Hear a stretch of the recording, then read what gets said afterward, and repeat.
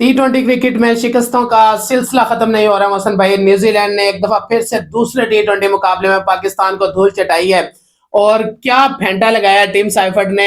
Last मुकाबले में हमारी बैटिंग ने बिल्कुल हमें मायूस किया, जो हम उम्मीदें लगा रहे थे, लेकिन वो यंग टैलेंट है, नए लड़के हैं, इसमें कुछ कहा नहीं जा सकता। लेकिन दूसरा मुकाबला था, आज बड़ी उम्मीदें की जा रही थी कि शायद कोई एक आधी परफॉर्मेंस ऐसी आ जाए, लेकिन आज एक दफा फिर से सिर्फ सलमान अली आगा ने कुछ मजामत की जो 100 से ऊपर स्कोर हो गया। मेरे ख्याल में फिर 100 से ऊपर नहीं होने वाला था वहां पे टोटल। तो दूसरी तरफ अगर हम बैटिंग की बात करें तो वहां पर टीम साइफर्ड ने फेंटा लगाया पाकिस्तान को और पाकिस्तान के सभी बॉलर्स बेबस नजर आए वहां पे। विकास भाई, सबसे पहले तो बात ये है कि जो है ना, पाकिस्तान ने वहां पे जो ओवरऑल, उसमें से मैं मैच में से पॉजिटिव पहले बात कर लूं, नेगेटिव में तो हम करते रहते हैं।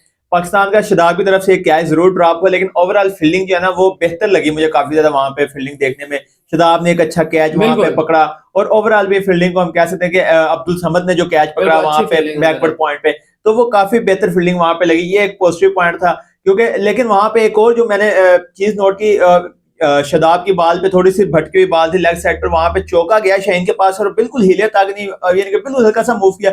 सीनियर प्लेयर्स जो है वो इतनी जान नहीं मारे जितना कमबैक करने वाले या यंगस्टर जान मारे हैं, क्योंकि ये प्रीमियम बॉलर जो है हमारे। बिल्कुल यही बात है, प्रीमियम बॉलर का तहलका आमलेट बना दिया आज उन्होंने भाई।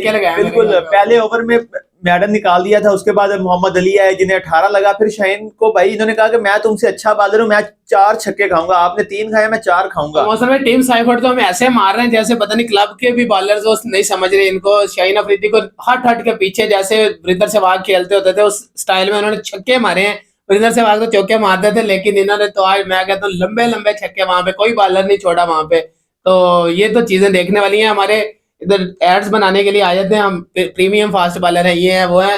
ये परफॉर्मेंसेज आपने ग्राउंड पे करके दिखानी है जो हमें नजर नहीं आ रही। पाकिस्तान जो है एक दफा फिर से पाकिस्तान को धूल चटा दिया वहां पे न्यूजीलैंड ने। बिल्कुल यही बात है विकास भाई। सलमान अली आगा की अगर हम बात करें, अच्छी बैटिंग की उन्होंने, और जिस प्ले ने भी अगर आपने देखा छक्के मारे तो वो उन्होंने फुलर लेंथ को ट्राई करके छक्के मारे हैं, क्योंकि वहां पे एक्स्ट्रा बाउंस जो है ना वो प्लेयर्स को मिल रहा था। अगर आप देखिए काफी ज्यादा कट शॉट्स जो मिस हुई हैं, जहां दाद की अगर आप शॉट देखें आप तो समझ के जिन पे वो आउट हुए हैं, तो वो यही बात थी कि एक्स्ट्रा बाउंस मिल रहा था और ये उसे जो है ना मिडल नहीं कर पा रहे थे।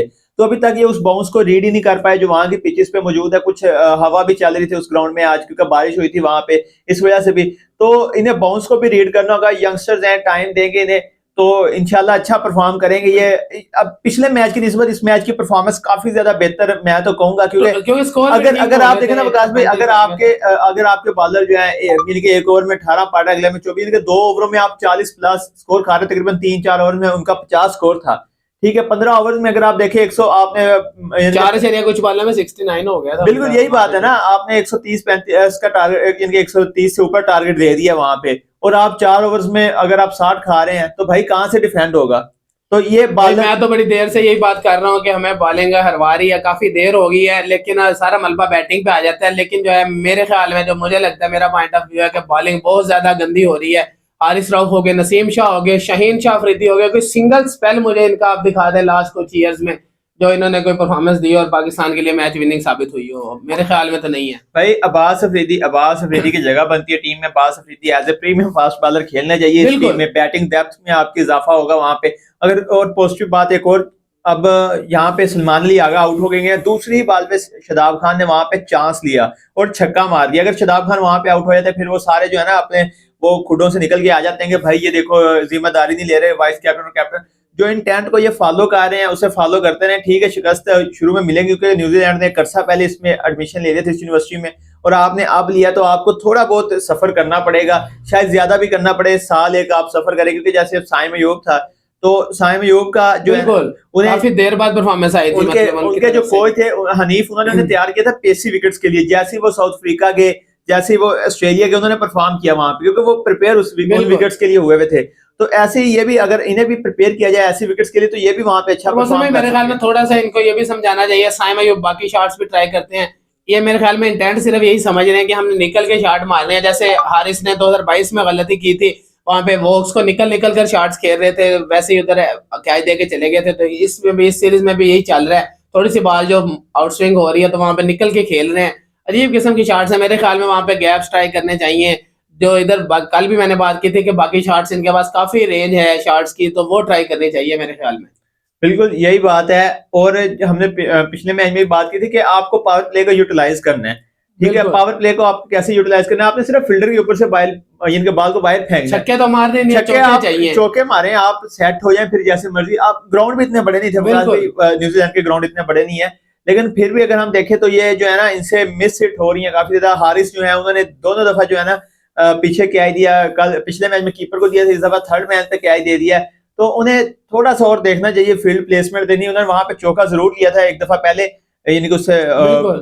यानी कि आउट होने से पहले, लेकिन उन्हें देखना चाहिए कि भाई मैंने कहाँ पे मारनी शॉट, और हवा चल रही थी तो हवा काफी ज्यादा अमल दखल इसमें करती है कि छक्के को कैच बना देती है और कैच को छक्का। बिल्कुल तो ये इस चीज का फायदा उठाना चाहिए नहीं।